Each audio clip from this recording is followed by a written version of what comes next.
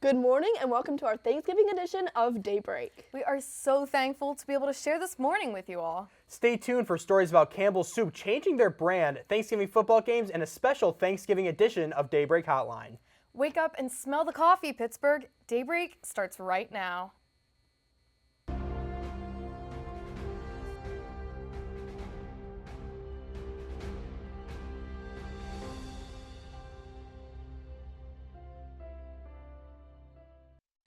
Let's start off with this look at this week's weather.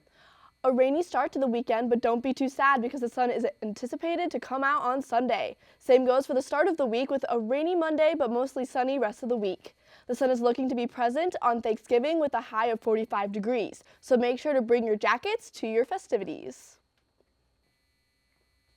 This Thanksgiving, families across the nation will be tuning in to watch the Thanksgiving Day football game. Pittsburghers will have to put aside rooting for the Steelers, though, as they will once again not be featured this year. The Steelers haven't played on Thanksgiving since 1998 against the Detroit Lions. Instead, viewers can tune in to watch the Chicago Bears take on the Lions in Detroit, which is set to start at 12:30. Now, if the Lions or the Bears aren't your thing, you can always change the channel to the New York Giants versus the Dallas Cowboys, which we played at Arlington, Texas at 4:30. And if neither of those teams seem to catch your attention, you can always watch the Miami Dolphins play the Green Bay Packers in Wisconsin at 8:20. And if all else fails, the National Dog Show is sure to grab your family's attention. With Thanksgiving a week away, many Americans are looking forward to all the annual Thanksgiving foods that they might not make otherwise. Among the many traditions surrounding the holiday, Thanksgiving food is something that many Americans look forward to on the holiday of thanks. With food being a focus point of Thanksgiving, surveys have been poured in on the big question, what is your favorite Thanksgiving food? Now, all the surveys said the same thing, that sure, turkey is considered the centerpiece of Thanksgiving. However, many Americans agreed that the sides are the best part. Based on the data, the West states includes Washington, Oregon, California, Nevada, and Utah, along with Alaska and Hawaii, have said the best food on Thanksgiving is canned yams. Most of the Midwest and the rest of the Western states said that the food favorite is green bean casserole. However, Midwest states like Michigan, Ohio, and Indiana, along with the Mid-Atlantic states and Florida, said that their favorite food was sweet potato casserole. When it comes to the South states, excluding Florida, answered their favorite food is Nana's cornbread dressing. Lastly, there was one state that was an outlier and were the only ones who have said this as their favorite food. The state of Maryland said that their favorite food was the classic corn pudding. No matter what your favorite food is for Thanksgiving, remember to enjoy those foods with the people you are thankful for. I think it's so interesting how the different regions all have very specific foods that they enjoy. No, for sure. Like the map is literally segregated. It's not like a random mix of things. It's like they're kind of all together with like some random outliers. It's crazy. I was like, also, I don't eat green bean casserole. I don't know what sweet potato casserole. I don't have any casserole. I don't think I've eaten any of the things listed. I was like, no, haven't tried that. No, me Definitely either. not. Yeah, the cornbread pudding was fun though. It's like cornbread with like stuffing, and then it's like a pudding. And I was like, okay, wait, that actually sounds really good. That does sound kind of good. I wouldn't be mad at that. I'd try it. I would try No, it. absolutely. And I think and even with these regions, I think the specifics they all of our families have sometimes very specific foods that only our family kind of makes. I know my grandma, we have Caesar salad every Thanksgiving, fresh Caesar salad every. It's really interesting. Refreshing. I know. And then let's talk about, while maybe we're making food, people are watching the football games. I mean, I feel like that's just so classic. I mean, I know my family, it's like you're either making the food or you're watching the game. So, Yeah, I mean, will anybody be watching a particular team this Thanksgiving? It's really interesting because both of us are from Southeast Michigan, the Detroit area, and so we're both going to be rooting for the Lions during Absolutely, go Thanksgiving. Lions. Very, very excited. Are you going to catch any games at all? I will be morally supporting the Dallas Cowboys. Please don't hate me. Or taking a nap in between, I might be in a bit of a food coma. That's very fair. I think that's a true good as way well. to spend your Thanksgiving Yes. post-meal. Absolutely. well, let's continue. Leslie? This Thanksgiving, the YMCA will be hosting its annual Turkey Trot held right here in Pittsburgh. This year will be their 34th year hosting the event and expecting up to 7,000 participants from across the area. The proceeds from this event will go to the YMCA's food pantry programs as well as the Greater Pittsburgh Community Food Bank. There will be 4 separate races throughout the day. The 5-mile run is being held at 7:30 a.m. as well as the Double Gobble, a 5K and the 5-mile run combined. The Classic 5K is being held at 9 and the 1-mile Family Fun Run starts at 9:30. You will also receive a commemorative shirt for participating, and you can register to run on the YMCA's website.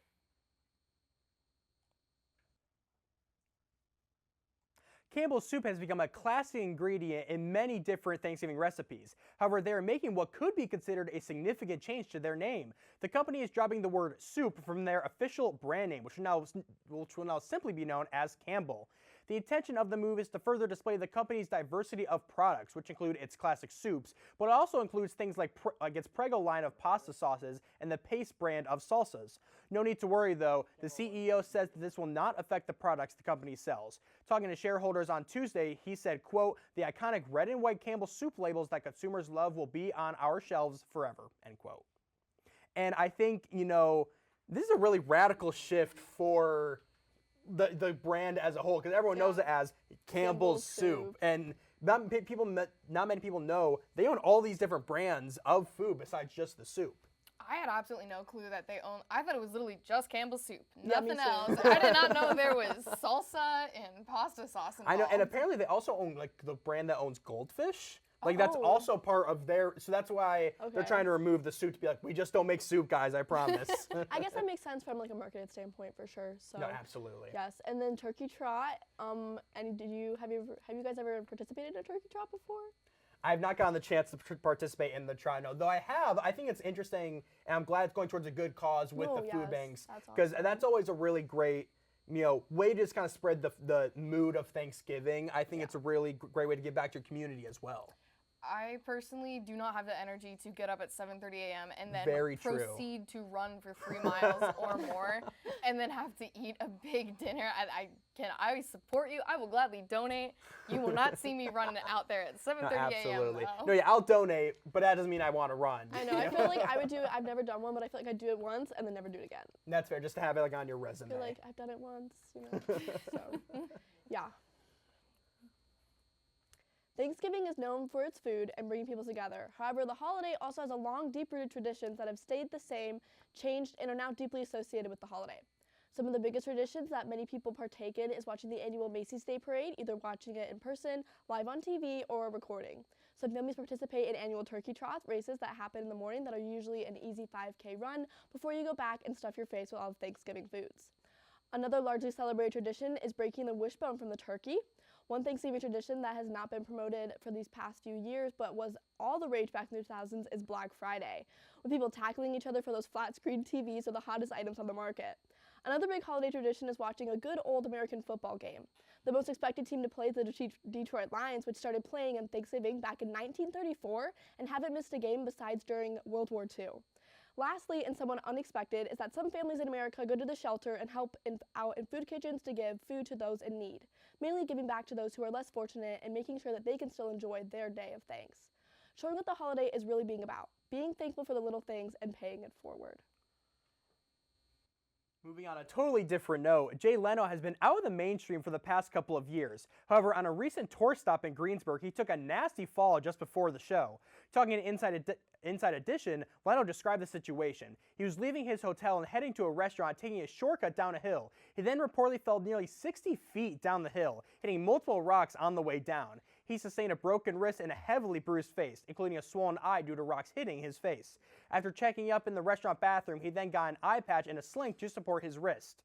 Despite these injuries, though, Leno did go on to do his show that same night at the Palace Theater, along with the show in LA the next day. He told reporters that he has not yet seen a doctor, but plans to do so soon. And I feel like this is like almost a slapstick segment, especially for a guy like Jay Leno. I mean, Yes. he was like a huge, comedian in late night television for decades and decades. Okay, yes, but how do you fall down?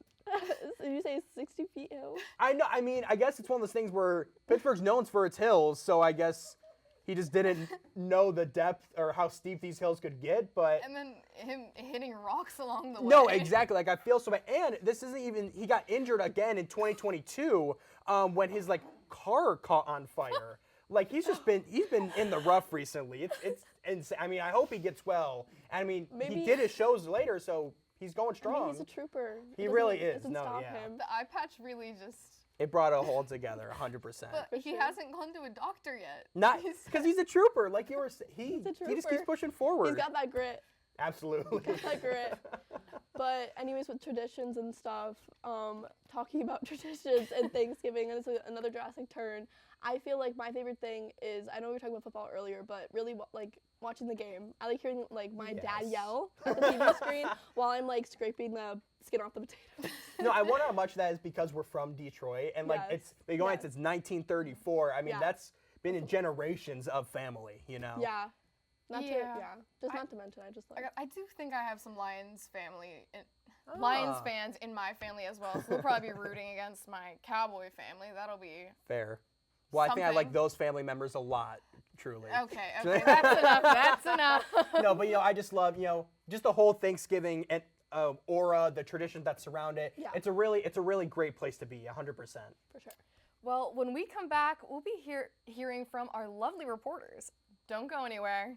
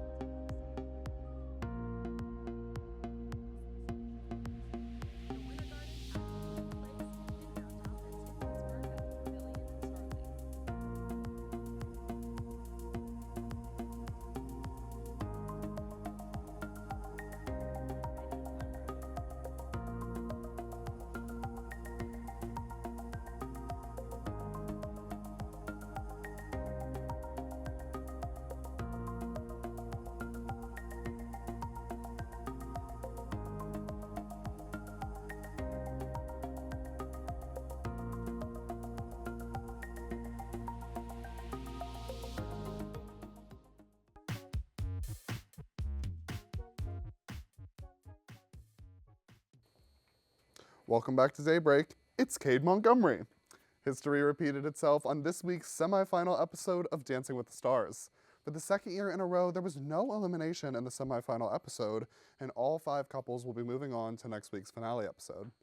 The final 5 couples are Olympic rugby player Ilona Maher and partner Alan Bernstein, Olympic gymnast Steven Nedorozic and partner Riley Arnold, Disney star Chandler Kenny and partner Brandon Armstrong, NFL champion Damian Amendola and partner Whitney Carson, and The Bachelor star Joey Grossaday and his partner Jenna Johnson.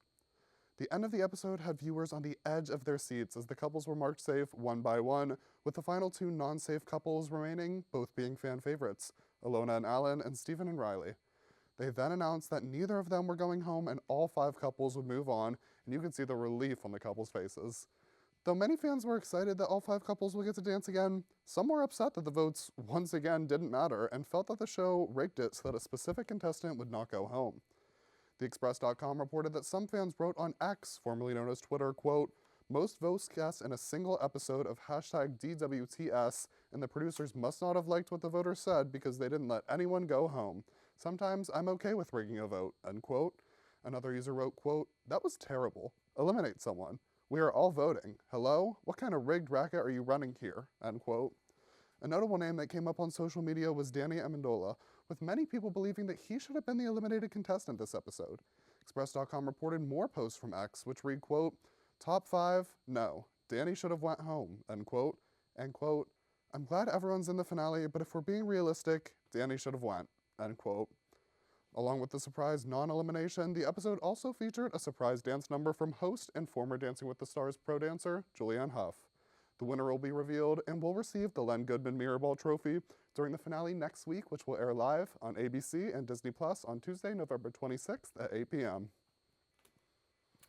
Wow, I mean, that episode was a seat gripper. Yeah. I was in bed sweating, trying to get my votes in, and then all for them to just say, oh no, you're all safe. I mean, No, yeah. Like, that seems frustrating for viewers, like that you were talking about. I feel like it's gonna make the finale so much worse now. I 'cause, know. Like, Yeah. one It's- person out of 5. I hate when they do this. When, like, the whole episode, they're teasing it. They're like, get your votes in now. They need your votes to stay. Like, someone will be going home. And then they're like, just kidding. Like, No, because I was calling families and friends. I was like, I need you to vote 10 times to this number, please. Don't ask questions. Well, like, I mean, I like a good non-elimination episode, but I feel like for semifinals and Yeah. going into finals, Yeah. somebody needs to be eliminated. Yeah, we're too far Like, into we're this. down to the wire. Yeah, Yeah. exactly. And I mean, I don't mean to be that person, but I'm kind of agreeing with the Danny. Danny, yeah, me It was too. not up to par. I'm sorry. That's crazy. I I mean, feel I like just. they all had a breakthrough this episode, except for Danny. I mean, especially Alona, and she's constantly like relatively in the bottom to the middle. Now, Danny. That's just so crazy, though. Like, imagine, like, being Danny in this situation, and then all you hear from fans is, "You should have been gone. You shouldn't be there." Like, I mean, but I didn't watch the episode, so maybe he did deserve it. Maybe I should be on this train. Well, too, there's been a little bit of controversy with Chandler because she was kind of a professional dancer with Disney. Yeah, but you know, I feel like almost every season there's someone who has dance experience, Yeah. but having dance experience isn't the same as having ballroom dance experience, Yeah. which is Disney what people dance don't experience. understand. Yeah, People were mad when I remember when Charlie was on and when JoJo Siwa was on Yeah. because they were dancers, but people don't understand that ballroom dance is a whole different thing from Absolutely, just for like sure. being Exactly. a child and growing up as a dancer. So Yes, for yeah, sure. who do you guys think is gonna win, real quick? Oh gosh. Who was the Olympian that was? Well, there's Okay. two. There's two Olympians. There's Steven and Alona. Is it bad that I just want the Berkeley player to win? I just have seen her I'm- everywhere, all over TikTok, yeah, I won't and I just lie. love Alona's her. my I do girl. love her. I want her think to she's win. my winner pick. Okay. But I hope. we're just gonna have to Yeah, see we'll in have the to see if finale your- next if your pick week. pans out, We're gonna Yes, see. for sure. Facebook. Now, time to check in with our sideline Slice reporter, Jake Bell. Jake? In my last report, we saw Pitt dominate Syracuse, but now the Panthers will have a much tougher opponent in number 17, Clemson. Since this is the last home game for the Panthers, they honored their players for senior night, a nice celebration for student athletes every year. Pitt's quarterback for this matchup was Nate Yarnell, an experienced backup who is filling in for an injured Eli Holstein. Clemson is starting former 5-star recruit Cade Klubnik, who is having a breakout season for the Tigers. Clemson would get started on the scoreboard as Klubnik would find Antonio Williams for a 14-yard touchdown. Pitt would respond right after as the Panthers would drive all the way down the field to give it to the senior tailback Daniel Carter to tie the game at 7. Antonio Williams would grab another score, this time for 28 yards, and Clemson would kick a field goal to give them the 17-7 lead at the half. While the third quarter involved no scoring, the fourth was dominated by Pitt for the most part. Ben Better Call Sauls would convert on a field goal to cut the lead to 7. Nate Yarnell would then find tight end Gavin Bartholomew for an 8-yard score to tie the game at 17. After another great defensive stand by the Panthers, Ben Sauls would make another field goal to give Pitt their first lead of the day. Despite allowing less than 15 rushing yards for the game, the defense broke down when it mattered most, giving up a 50-yard touchdown run to Cade Klubnik to give Clemson the lead again, 24-20. Pitt was driving down the field with a little over a minute left, but Yarnell would throw a last-second interception to seal the win for Clemson. As you can see, Pitt outgained Clemson in every category, but the Panthers lost this game due to 13 penalties that totaled over 100 yards. This instance in particular hurt the Panthers the most as they were on the 1-yard line but were backed up tremendously due to 3 straight delay of game penalties from the offense. And instead of an easy score, Pitt had to settle for a field goal on that drive. While this was a crusher for the seniors, it was a hard-fought game against a very good team in Clemson.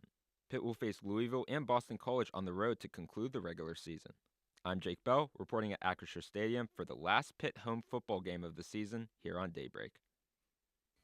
So, I mean, I can't imagine what it feels like to be a Pitt fan at this point and to be a Pitt student. Like, just loss after loss after loss, you know? Yeah, I mean, if you would have told a lot of Pitt fans like that they would be 7-3 at this point in the year, a lot of them would be like, "This is great," because they went 3-9 last year. It was just not a good I remember season. that, yeah. Yeah, but now that you put into consideration that they started out 7-0, now we're on a 3-game losing streak, pretty much out of the ACC contention as a whole. Really, It's yeah. just demoralizing. So. No, absolutely. I mean, so what do you think is the best case scenario with like their upcoming games for them at this point? I mean, the best case scenario is really the win out. They beat a ranked Louisville last year, which was one of their 3 wins, and they also beat Boston College last year, which was Okay. their senior night last year.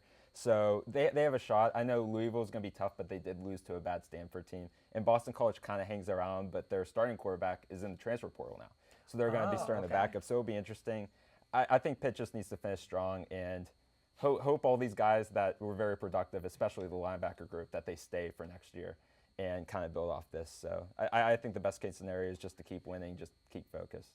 No, yeah, absolutely. I mean, we'll hope and see. I mean, being in Pittsburgh, a lot of us are rooting for it, especially since Point Park doesn't have a football team. So yes, especially for sure. Yeah, so we'll be rooting for them at least the next couple of games, so we can get some wins in there. For sure, I agree. Yes. Reporter Jonah Summers is back with another report about developing cancer treatment. Jonah. Thanks, guys. Scientists have developed an AI-generated solution to cancer procedures. Typically, when someone has a procedure done, doctors, they can't really get all of the problem. Now, doctors can rely on fast glioma to identify where the missing pieces are. Neurosurgeons are saying that the technology works faster and beyond more accurately than traditional care methods used today. The technology only needs about 10 seconds of scan to reveal the missing tumor and notify the doctors on how to remove it. This is a massive leap in the race to fight all forms of cancer because this is the first time that the technology to wipe out the residual tumors left after a procedure has improved in the last 20-some years. These residual tumors can lead to the cancer coming back over time, but fast glioma sees a 100% effectiveness rate in its testings. Researchers are looking towards using the technology in all types of cancer procedures, which sounds like a really, really good idea to me. Jonah, with this new and developing technology, how do you think, do you see a giant breakthrough in cancer and a more rate in success for living after cancer? Well, the problem with cancer procedures is that there really is no clear-cut deciding factor if it will or will not, be a productive cure. But fast glioma, AI has completely changed everything.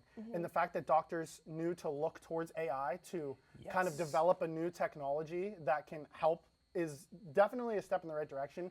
I wouldn't say by any means that it's going to cure all cancers, but it's definitely going to help, and it's a step in the right direction. No, absolutely. I mean, this is one of there's been so much discussion with the negatives of AI, but this is a great use of artificial intelligence to solve one of the deadliest diseases in the whole world. Yeah, absolutely. AI, it can surf the entire internet and find facts about anything in a matter of seconds. Yeah. Why wouldn't they look towards that in the first place? It's going to help in the future for sure. Help us understand, different kinds of care methods, different kinds of cures, different kinds of, anything really, therapy.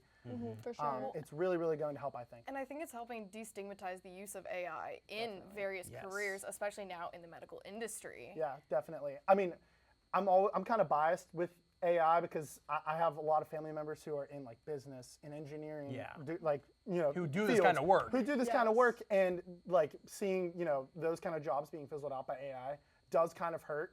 But whenever it's doing things like this that humans couldn't have done for 20, 30 years, and we've been more technologically advanced than we were in the 90s and in the early 2000s, and we still weren't able to find an answer, that's not a good sign. AI was able to do it in literally 10 seconds. No, absolutely. And so, I mean, let's hope that this continues to actually heal and keep as many people away from cancer as possible. Absolutely. Thank you very much. Yeah, of course. Thank you, Jonah. When we come back, we'll be playing a Thanksgiving version of This or That. Don't go anywhere.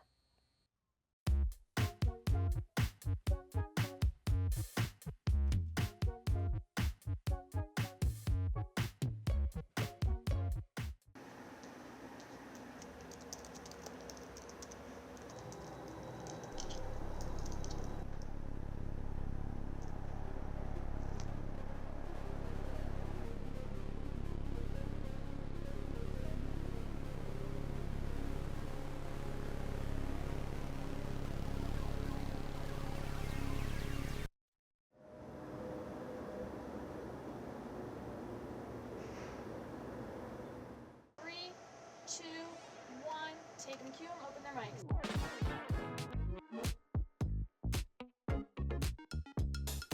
Today marked the 1-year anniversary of the Pittsburgh Post-Gazette strike. Point Park University just hosted a campus-wide meeting. Plans for the rapid transit bus line are not set to conclude until 2025.